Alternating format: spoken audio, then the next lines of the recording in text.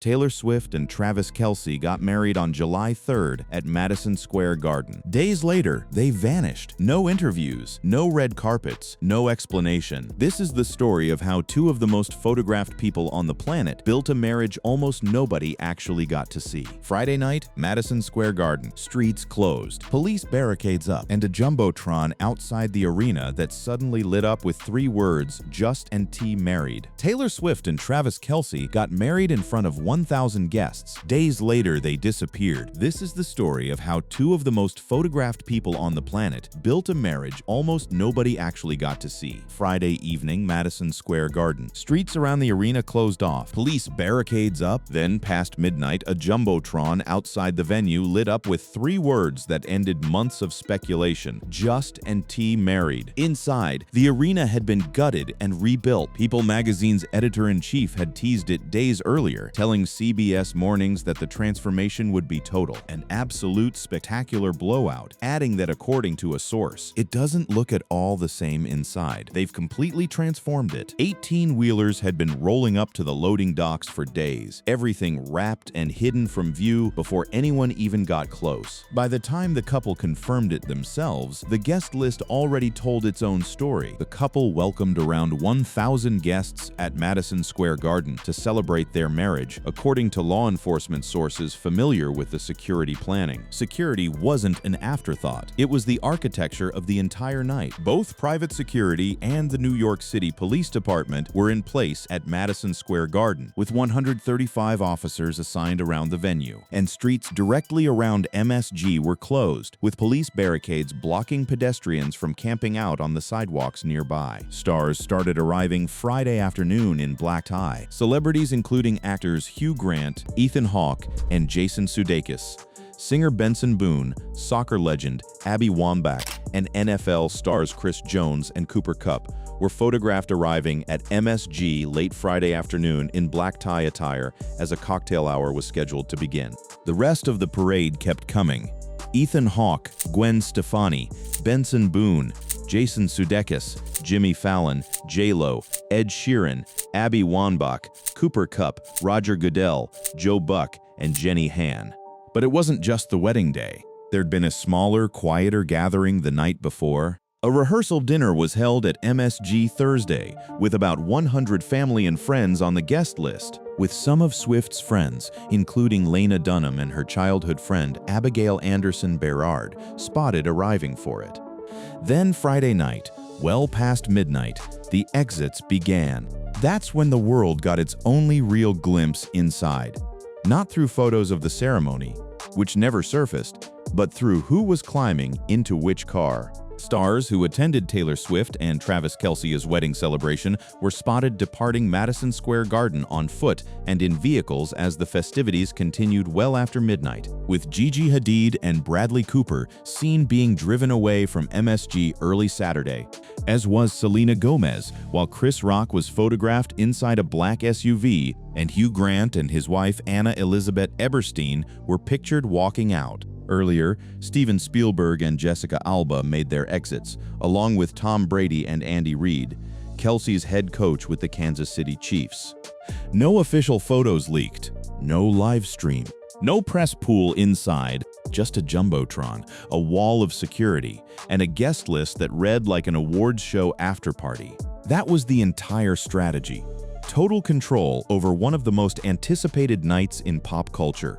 Here's the thing though, as extraordinary as the wedding was, it wasn't actually the beginning of the story.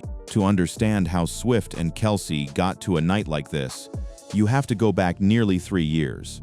To a football stadium in Kansas City, and a friendship bracelet that never made it into her hands. Before Madison Square Garden, before the engagement, before any of it, there was a tight end trying and failing to hand a pop star a bracelet with his phone number on it.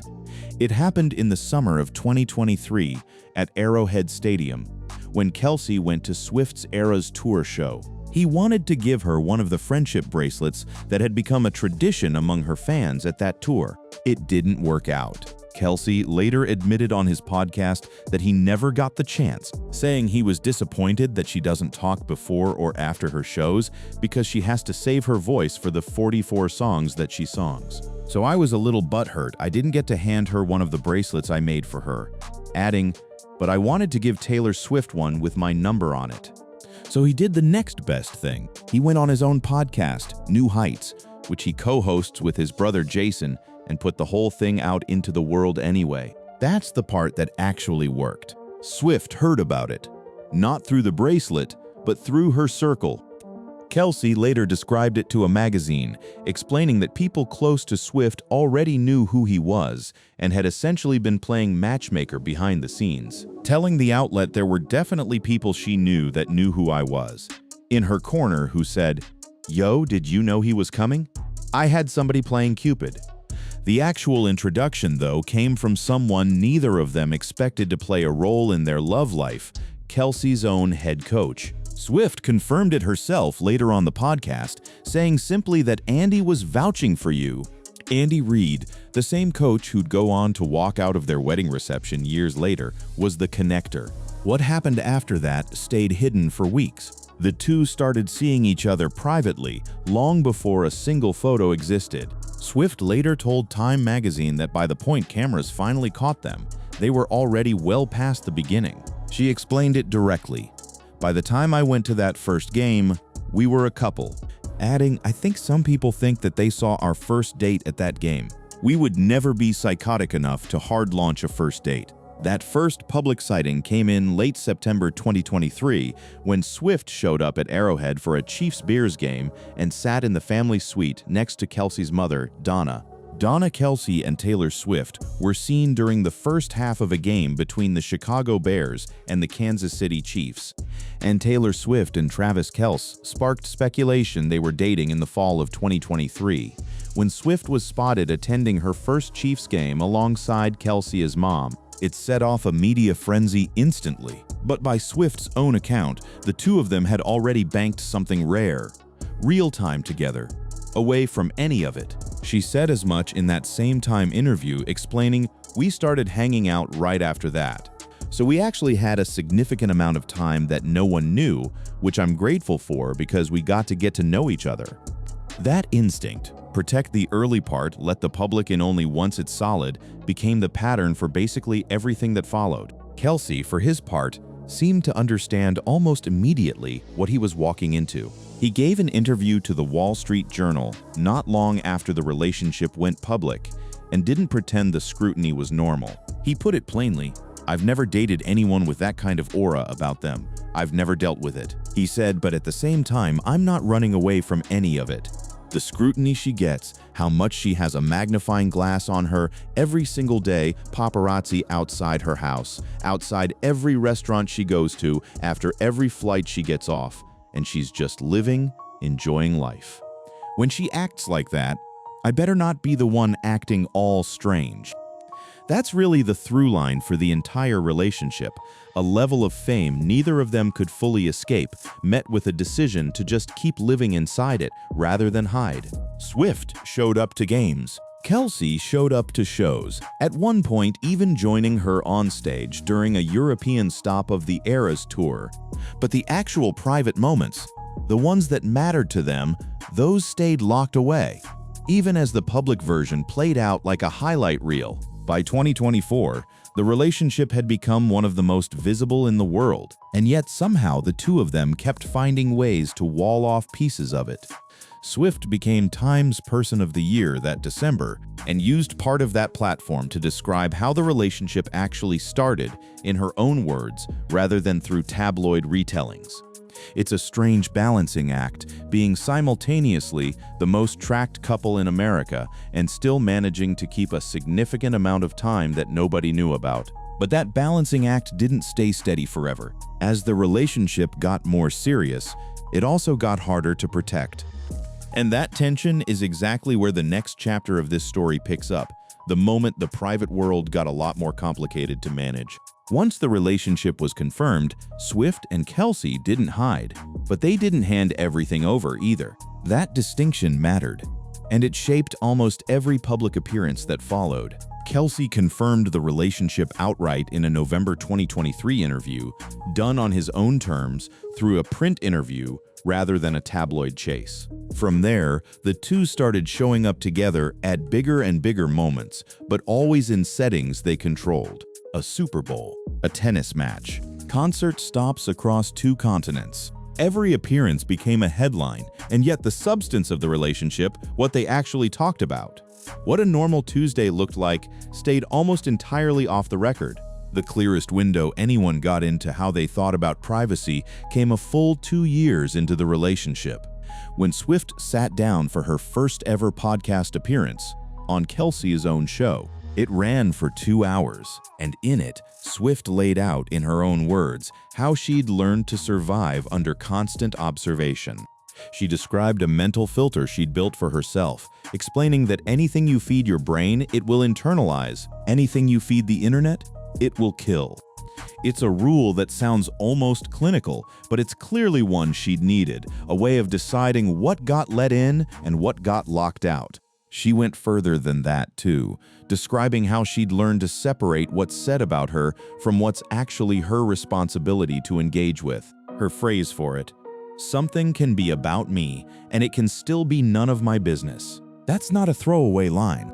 That's basically the operating manual for how she'd survived a decade of tabloid attention before Kelce ever entered the picture, and it's the same manual she applied to the relationship itself. She even extended the idea to who gets access to her attention at all, describing her own focus as something almost transactional, worth protecting the way you'd protect any valuable resource. In her words, you should think of your energy as if it's expensive, as if it's like a luxury item. Not everyone can afford it. Not everyone has invested in you in order to be able to have the capital for you to care about this. That episode, released in August 2025, also happened to double as cover for something else entirely. Swift used the same appearance to reveal her new album, dropping it into the conversation almost as a footnote to the relationship talk. It was a strategic move, using the biggest platform available to her, her own boyfriend's podcast, to control a music announcement the same way she controlled everything else about her private life. On her own timeline, in her own words, with the story shaped exactly the way she wanted it told before anyone else could shape it for her. Kelce, meanwhile, had developed his own way of talking about the relationship publicly without actually opening the door too wide. In interviews, he leaned into self-deprecating humor rather than detail.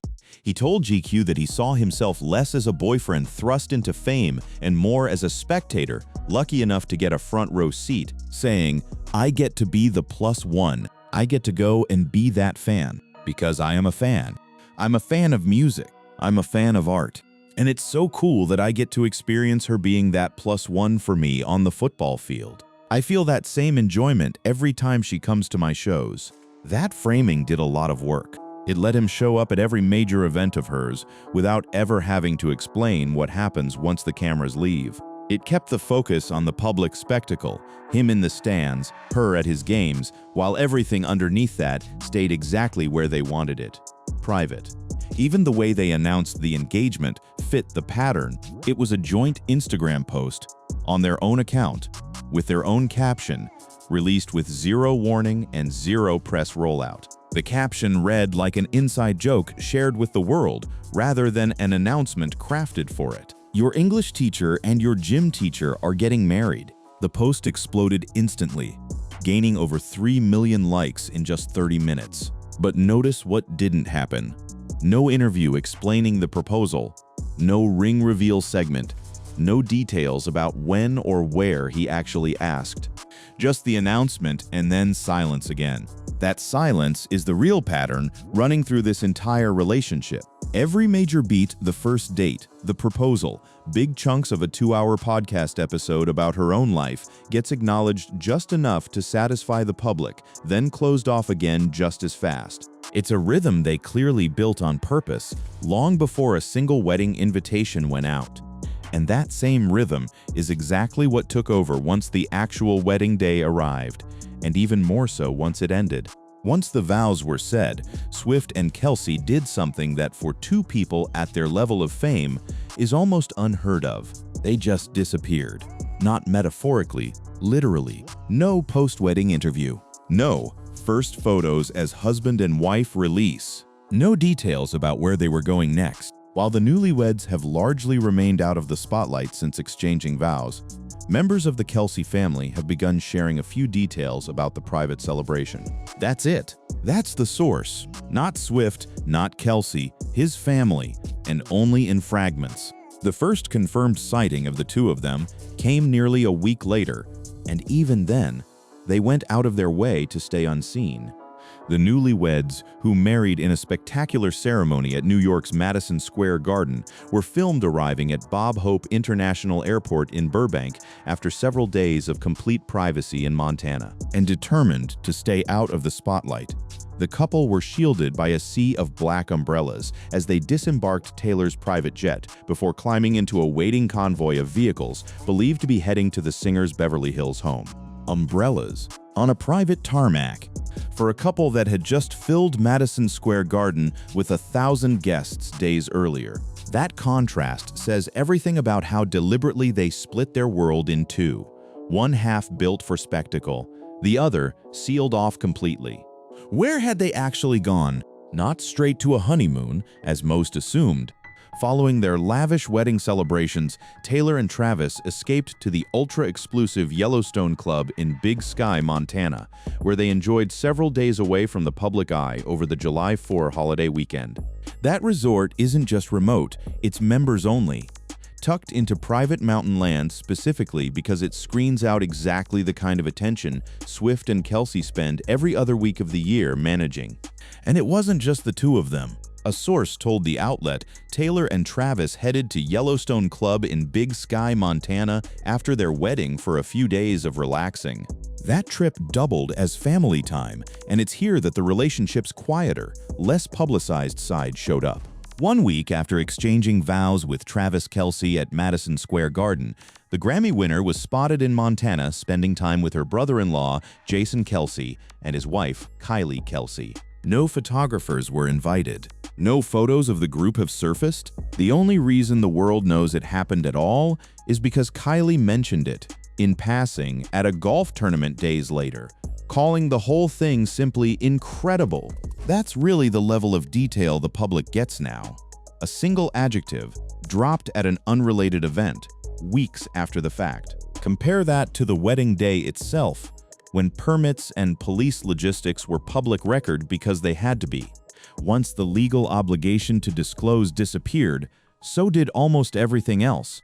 Even the honeymoon planning stayed murky by design. Reports suggested the couple was weighing options rather than locking in a single trip, with one outlet noting they hadn't committed to an immediate overseas honeymoon, choosing instead, according to a report, to spend a few days on a private mini-moon before planning a longer vacation together. Insiders floated a bigger trip down the line, a romantic island-hopping adventure through Greece before traveling to other destinations across Europe. But even that came filtered through unnamed sources, rather than anything close to an official statement. What's clear is that the couple treated this stretch of time as sacred in a way nothing else in their public life gets treated. One insider close to the situation summed up the mood, telling a reporter that the two of them were simply trying to hold on to the moment before real life came crashing back in, saying they're really excited to enjoy a few weeks of newlywed life before football season gets going again. That deadline wasn't abstract either. Kelce's training camp for the Kansas City Chiefs begins on July 29, which meant the entire stretch of true privacy they were building had a countdown clock attached to it from day one. And even inside that narrow window, obligations kept creeping back in. The two didn't get a clean break even from other people's weddings. The couple is expected to attend New York Giants wide receiver Juju Smith-Schuster and Laura Crook's July 11 wedding, meaning their own honeymoon window got squeezed between their ceremony and someone else's. For two of the most in-demand people on the planet, even rest has to be scheduled around everyone else's calendar too. But the most telling detail of all came less than 2 weeks after the wedding, when the couple resurfaced with something nobody had reported on before: proof that their next chapter had already quietly begun, off camera, the same way everything else had. 11 days after the ceremony, Swift and Kelce touched down in Florida with something new stepping off the plane behind them. On Monday, a puppy was photographed stepping down the stairs of Swift's private jet after landing at the Palm Beach International Airport, with Taylor Swift and Travis Kelce spotted with a new Samoyed puppy. Kelce himself was right there on the tarmac in a red cap, hauling luggage like it was any other travel day. No announcement. No caption explaining the new addition. Just a photo and the internet doing the rest of the work. It landed on top of a much bigger, much more private conversation that had already been building for years, whether kids are even part of the plan. A report just days before the puppy sighting laid out what people close to Swift have apparently been saying for a while, that fame itself, not desire, is the obstacle. Swift is reportedly hesitant about having children due to extreme security concerns, including death threats and past terror plots, with a source telling the outlet, "She has such a security situation. It is hard to raise a kid in her world." That's not a new worry for her either. It's one she'd flagged herself years before Kelce was ever in the picture. Back in her early 20s, she'd talked about wanting a big family, telling a magazine that the idea of parenthood fascinated her and joking she wanted a minimum of 4 kids running around. But her own thinking shifted hard once her fame reached a different scale. By her mid-20s, she was telling a different outlet she genuinely didn't know if kids were in her future at all, explaining it wasn't really about desire. It was about what that life would actually do to a child. She put it directly, "I don't know if I will have kids," adding, "It is impossible to picture what it would be like to try and convince a child that they have a normal life when there are strange men with giant cameras standing outside our house from the time they are a baby." That's the same fear, essentially. That's been steering nearly every decision covered in this entire story. The wedding lockdown, the Montana disappearing act, the umbrella-shielded airport walk. It's not paranoia, it's math. She's lived it since she was a teenager, and marrying one of the most recognizable athletes in the country didn't reduce that exposure. If anything, it doubled it. So the puppy, in a strange way, tells you more about where things stand than any wedding photo could. It's a small, low-stakes addition to a household that's clearly still deciding how much bigger that household is ever going to get. No red carpet rollout, no magazine cover, just a dog walking down a jet staircase caught by whoever happened to be watching that day. Meanwhile, the actual machinery of both their careers hasn't stopped running for a second. Kelce is expected to turn his attention back to football ahead of the upcoming NFL season, while Swift has largely kept her future touring and release plans under wraps. That's the same discipline that's defined this entire relationship from the very first hidden weeks in 2023. Say only what needs saying, and let the rest stay locked behind a closed door. There's also been noise the two of them have had to actively push back on. Even people connected to the Chiefs organization have had to step in and correct the record on details floating around about the ceremony itself, with Clark Hunt's wife, Tavia, publicly pushing back on inaccurate reporting about what actually happened inside the venue that night. That alone tells you how much speculation fills the space they leave empty. When the couple won't confirm details, other people start filling in blanks, accurate or not. And eventually, someone close enough to the truth has to step in just to correct the record. What's left, then, is a relationship that plays out almost entirely in 2 registers. There's the version the world gets. A jumbotron lighting up outside a sold-out arena, a puppy on a tarmac, a caption about an English teacher and a gym teacher. And then there's everything underneath it. The years of dating nobody knew about, the honeymoon spot picked specifically because it turns cameras away, the conversations about kids and safety that only ever reach the public as unnamed sourcing. That's really the whole shape of it. 2 people who are, by any measure, among the most tracked human beings alive, who've built an entire relationship on knowing exactly which moments to hand over and which ones to keep sealed. The wedding got the world's attention, everything that actually mattered around it. The years before, the days after, whatever comes next, largely didn't. and based on everything they've done so far, that's exactly how they intend to keep it.